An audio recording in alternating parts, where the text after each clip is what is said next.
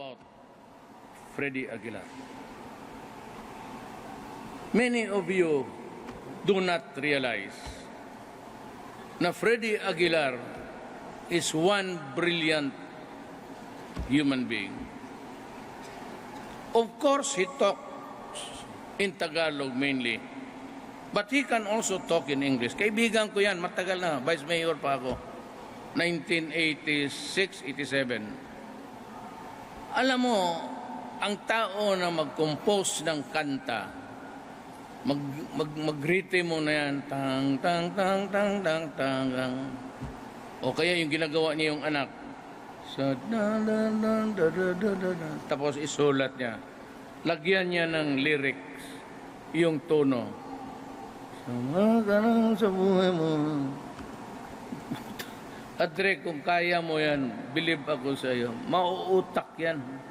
He can talk in English if he wants, but masyadong nationalistic to. At ang contribution niya, ikumparar mo ito kay Florin Hilbay. No, Freddie Aguilar gave the Philippines a face sa pop music. Sila Lea Salonga, okay yan, mga opera. Pero lahat ng kanta niya may mensahe. He is a guy with a social conscience.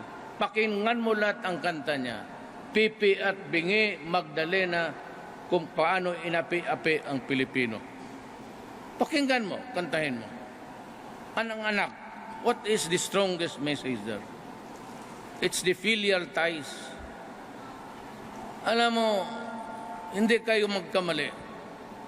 Even just to protect the Philippine culture, you would need Freddie Aguilar. Ako sa inyo, butuhan ninyo siya. Marunong yan. May sabihin na kanta-kanta lang, mahirap kaya mag-compose ng kanta.